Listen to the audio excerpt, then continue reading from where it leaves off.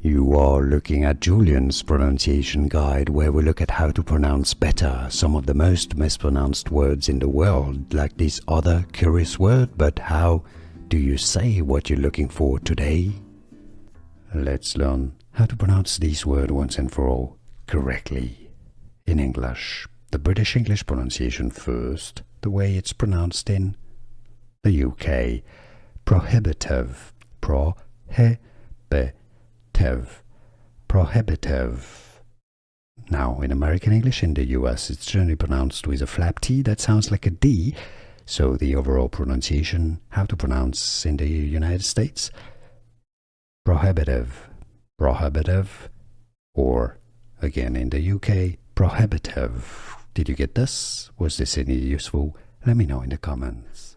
Here are more videos on how to pronounce more confusing words and names too many mispronounced. Like this video if you found it useful. I appreciate your support. I'll see you soon and thanks for watching.